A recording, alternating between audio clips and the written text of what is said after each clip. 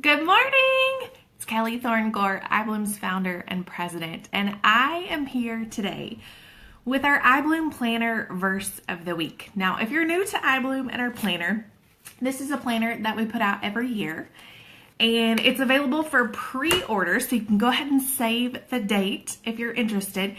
It is the day after Labor Day. So the day after Labor Day, every year it goes on sale. And it's only on sale for a limited time, and that will be for the 2019 version. But every week I come to you live with our iBloom Planner Verse of the Week. And so in the planner, there's this awesome little tab thing that moves from week to week if you get the accessory kit.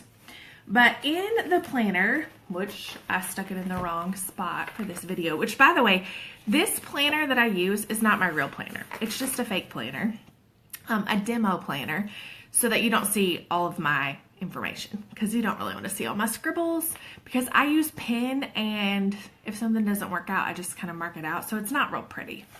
But it's my real life, and I love it. All right, so in the top corner, every week, there is an iBloom Planner Verse of the Week. And so this week is one of my all-time favorite scriptures. So it's from Proverbs 31, and I love that chapter of the Bible. So I would just encourage you to go read that chapter of the Bible.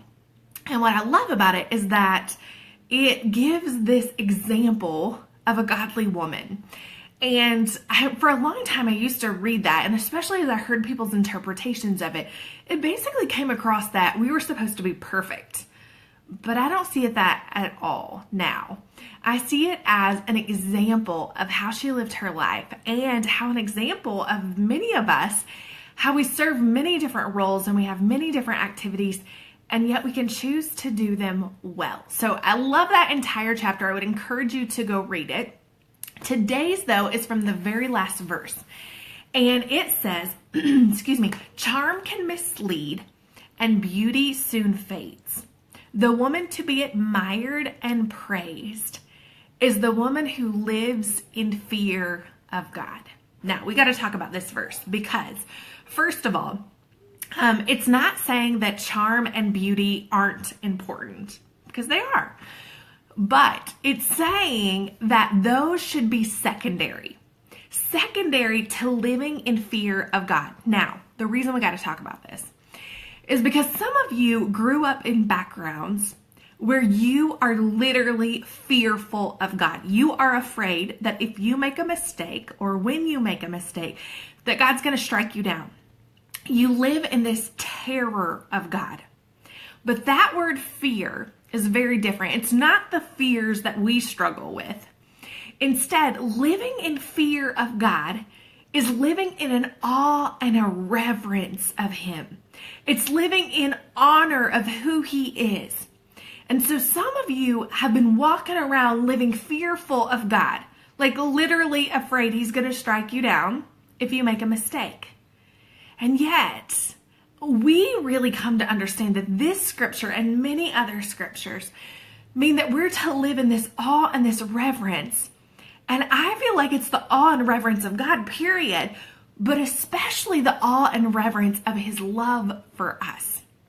So this week, my prayer for you is that you are able to experience the love, the extravagant love that God has for you. And so this week, as we choose to live in fear of God, in honor, in reverence of who He is, I want to encourage you to do a couple things. One, if it's pretty where you are, it's gorgeous here in Kentucky this week, but if you're able to get out in nature, I want to encourage you to go on a walk. And I want you to be super mindful of everything that God created around you. That could be the trees, it could be the flowers, it could be the grass, it could be the sky, the sun, the moon, whatever. I want you to be so in awe of God's creation, and that He created that for you to get to enjoy it. Then I want you to think back on your life.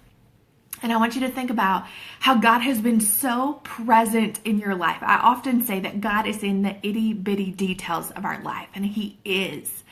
And we can see Him at work.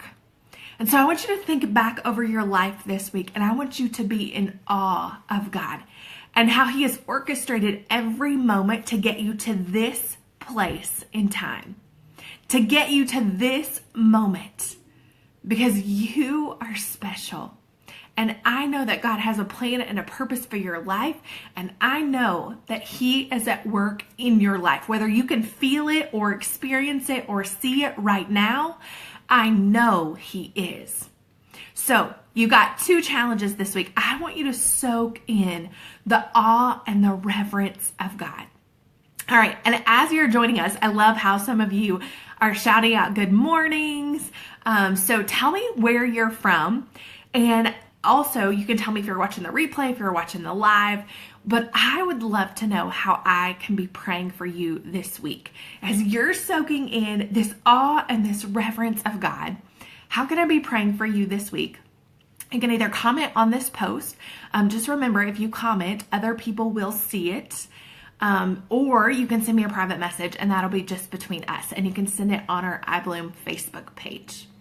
All right. I am so thankful for you. I'm so thankful for this opportunity to come to you every week and share our scripture. And I am praying that you have an amazing week as you just soak in God's blessings in your life. All right. Have an awesome week.